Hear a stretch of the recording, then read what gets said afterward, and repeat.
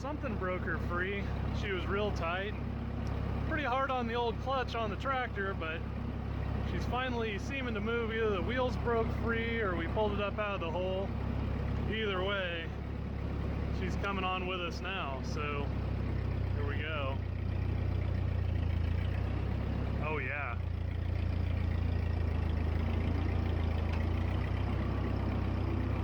Little Ford's not having too much trouble.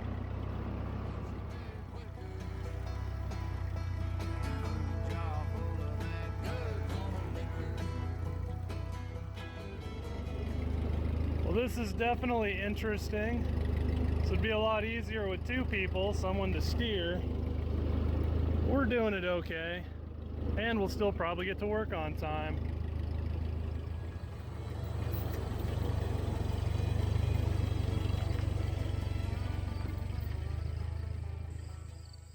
Howdy my friends, and welcome to the channel today. I'm Luke, Thunderhead289, here on YouTube, and we're back working on the Jeep again today.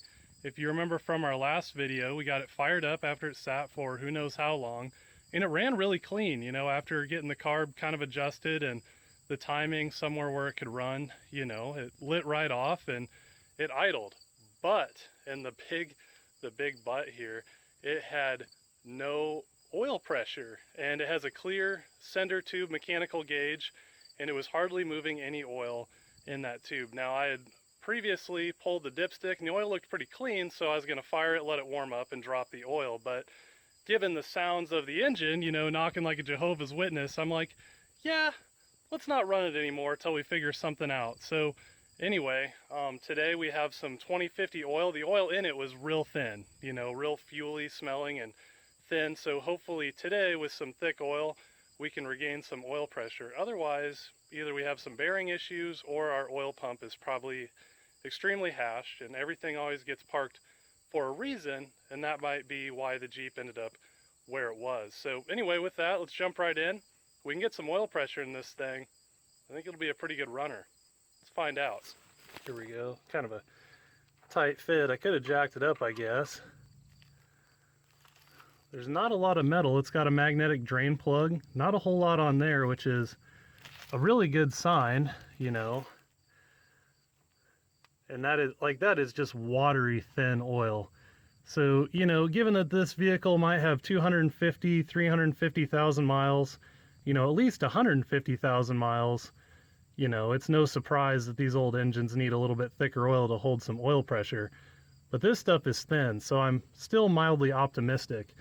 And it would be a shame. I mean, the frame on this vehicle is really nice. It'd be really good if we could get a runner out of her. So here's our quintessential magnetic drain plug, and you can see from when I wiped it off here, there wasn't any big chunks on it.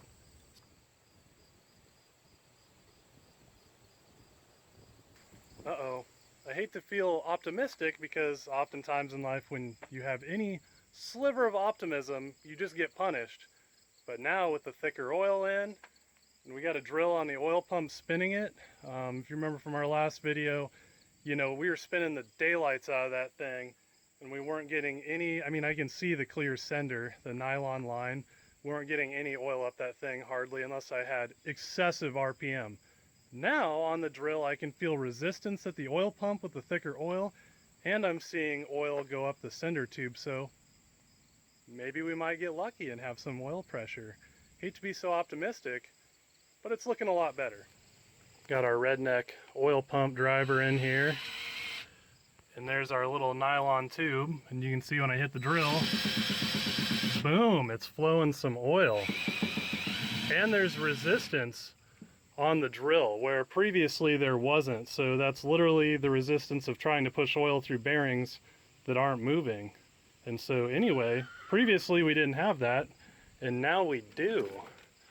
So I'm pretty encouraged to drop the distributor back in and try and run it.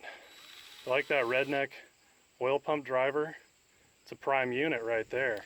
Now stabbing this distributor in is going to be real easy, because technically I cheated. I made a mark here on the base of the distributor, I made a mark on the block, and then I made a mark as to where the rotor was pointing, which you can see that little scratch mark there. So in that way, if we get everything lined up, obviously you have a helical gear here on your distributor, but if we pre-clock it and then set it in. That should rotate right into place, and then, you know, we'll probably be within 5 degrees of timing, close enough where the engine will at least fire up. The key thing when you have a distributor out, if you do this method, is just don't roll the engine over, as once you turn it over, everything's going to be somewhere else. But this should be pretty easy with what we've done here today.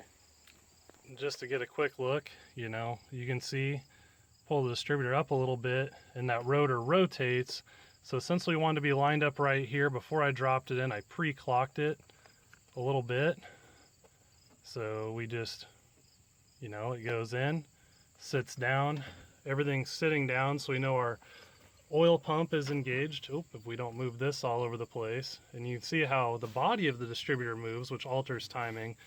And that's why, and it's going to be hard to see here, but again, I made a mark on the base of the distributor and the block, and if I line those up and line up the rotor, again, timing will be pretty close.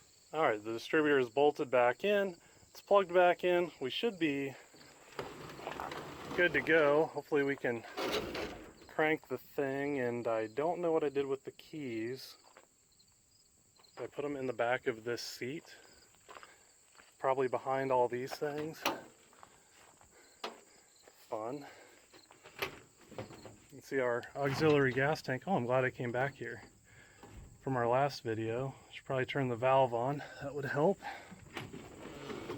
Would you kindly get out of the way there? Ta-da, the keys. Alright.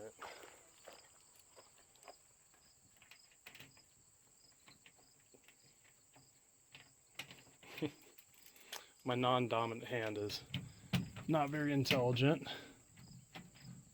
And nothing? Oh! It's not just my non-dominant hand that's not very intelligent. Apparently an engine needs a battery to be able to run. Who knew? Alright, battery's in. Pillaged from the Maverick, of course. Alright, here we go. Give it a few squirts here. We'll see if we can just roll it over and it'll fire off. It is a good running unit, you know, other than the oil pressure anomaly, which hopefully we've corrected. Still could be the gauge, I'm not really sure, but I can see the oil in that clear tube again, you know, so if we're not seeing any movement there, it's not the best indication of engine health. Let's just see if we can get anything. It does fire right to life. There's a little bit of movement there. Nothing on the gauge. You can hear valve train. You can hear a lot of things. It's a shame, it runs so good.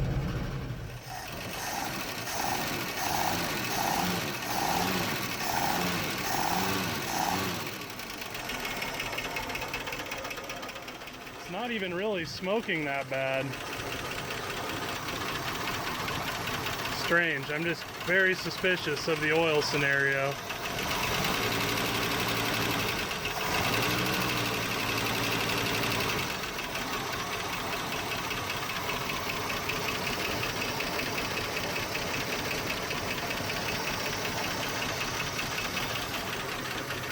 Oh yeah, it's kind of like hardly anything on the stick there. We'll get some trans fluid in it and fire it back up again. All of our tires from being out in the woods seem to hold air. Except for that one. That one's not so good.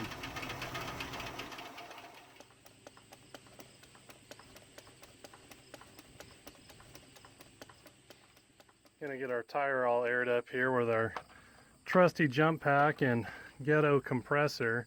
But someone must have had high hopes for this thing at one point, which further would lead one to believe that there is, or was, you know, a mechanical issue, which we've definitely found something notable. But I mean, the tires are super new. I mean, they're old, but these have like 0 road time on them. Kind of interesting.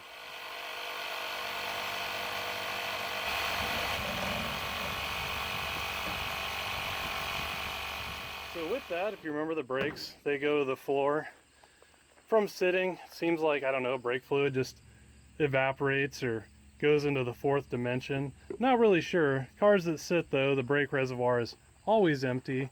And this is a neat one. It's way down here on the passenger side. Oh, we might be able to get a camera angle on this. Although I can't look at the camera and see what I'm doing, so maybe that's going where it's supposed to. Oh, yep, that was plenty. Get over there. Oh yeah, they're both full. Good job, me. The brakes do still go mostly to the floor, but I can feel something on the piston. It's getting stouter and stouter. So maybe for a little yard drive, we might have some resemblance of brakes, and that would be nice.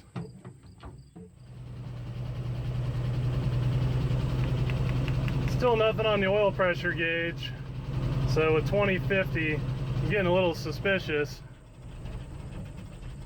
She's gonna idle a little bit here, would be nice.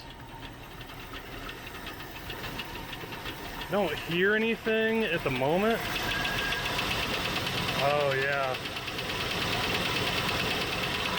Beginning to think we might be working with a rod knock. And that's where all of our oil pressure is going, you know, because the bearing clearance is so big.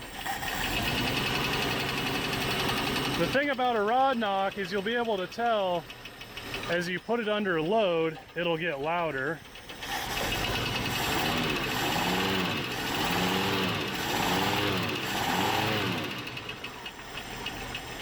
She definitely seems rod knocky right there.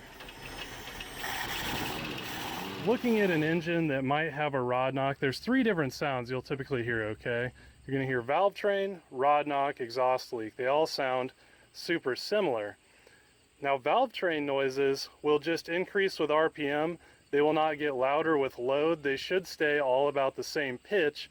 They'll just continue to speed up with RPM naturally. Now exhaust leaks and connecting rod issues are very similar. The biggest difference is as the engine warms up, typically a rod knock is going to get louder as the oil thins, where an exhaust leak will typically be louder when the engine's cold, and as things warm up and heat up, they'll close up a little bit more and quiet down. Not always the case between those two, but given this scenario where our oil pressure is very questionable, you know, and the vehicle was parked in the woods and the weeds, I definitely suspect that it has an engine related issue, you know, namely being a rod knock. So with that, I think I'm going to throw some very thick oil in here and just see if we can get it to go down the road. Now this is something I would never recommend doing. We're putting differential fluid in here, which will most likely snap the distributor or something, but you know, it might just give us enough where we can drive it down the road without throwing a connecting rod through the block, which, you know, I'm like 95% sure that's what we're hearing here. And basically from a rebuild standpoint, you're going to need a new connecting rod and a new crank. Both of those will be much too hashed to be able to have machined and bring back to life. You know, they'll just be so worn down from a connecting rod issue. So as long as we don't throw a rod through the block, we're not really hurting the engine any more than it's essentially already been hurt. It's definitely going to need a full rebuild, which isn't surprising. It's probably got an astounding amount of miles on it. All right, it's got thick oil in it. I don't expect to see any oil pressure still. The tires aired up, got some fluid in the brakes where we have some suggestion of a pedal, and our trans has had some fluid added in, so hopefully that's going to work out. So with that, let's give it a crank and see if we can drive around.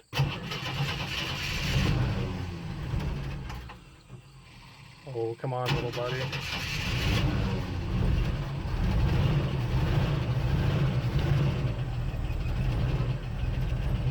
She is not happy. You know, idle for me. We go into drive.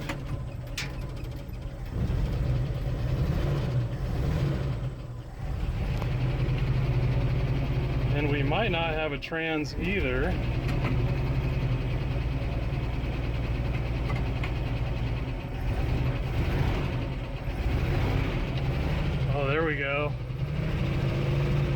Good old Chrysler transmission just has to spool the trans up for a second.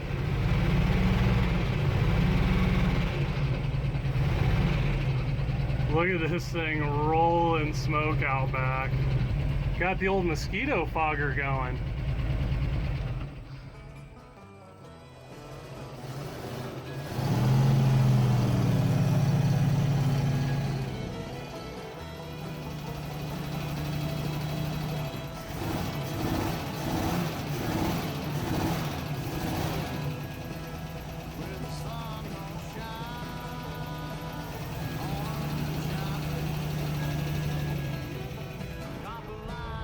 Well, the good news is it can go downhill okay. The brakes kind of work. Look how wobbly it is. Oh boy.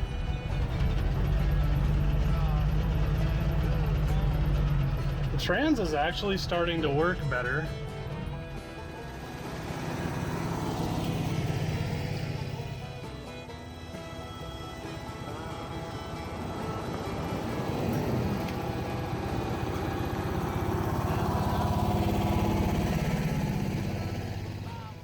So I think that's that.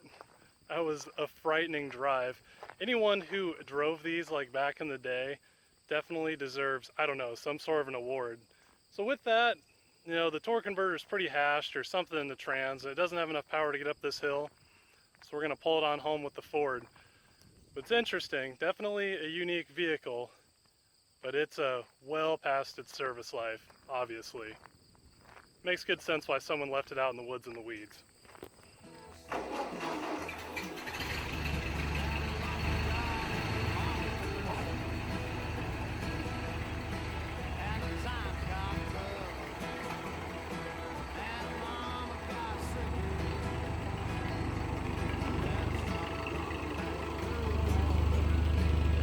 Not winning any land speed records today on the old Ford.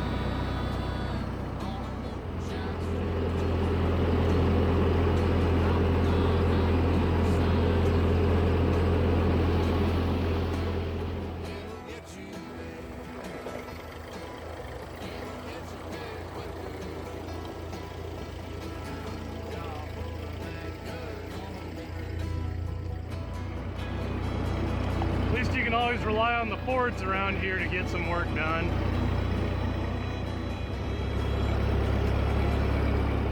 This is a weird one. I've done nothing extra. It's a couple days later, you know, Tuesday, Wednesday, and it was the weekend when I last tried to drive this thing, and I had to move it on my property, and I thought, we'll just try and put it in drive and move it again like normal. And the weirdest thing happened. After it sat there for a second, it all of a sudden started driving like normal. Now when you put it in drive, the thing moves like it should. Never seen it before, don't have a good explanation. Maybe a heat cycle or something. Also, it's smoking, notably less today, so I don't know, you know, from sitting and a heat cycle going through it, maybe it freed things up. I'm not gonna complain, because it's night and day better. Let's go for a little drive. So in classic form here, we have the jump pack all strapped in, because the old battery is, of course, ancient and isn't gonna do anything. So, smashed my finger, that was fun. All right. Gonna start up on that thing.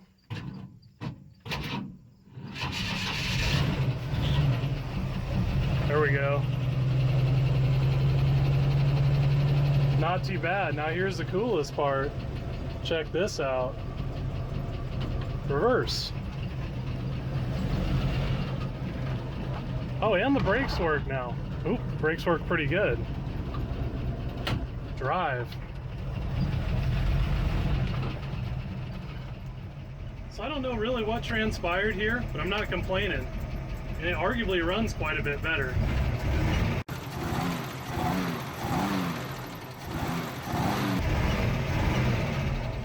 Rocks the whole thing back and forth. I'm sure the shocks are wore out. Pretty wild. It's not a mosquito fogger anymore. Seems surprisingly healthy all of a sudden. Again, I'm not gonna complain. I don't know what changed other than a heat cycle, but I'll take it.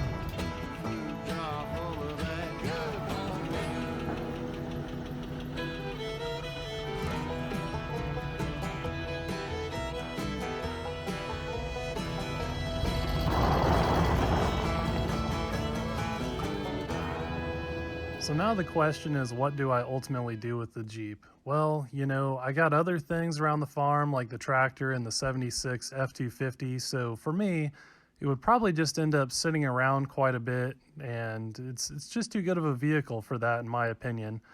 And so anyway, ended up selling it to a rural mail carrier who's going to do a body swap and put the thing on a four-wheel drive chassis. So, you know, it's ultimately going to a good home, and I'm glad we could get it out of its hole and send it on down the road where it'll be appreciated.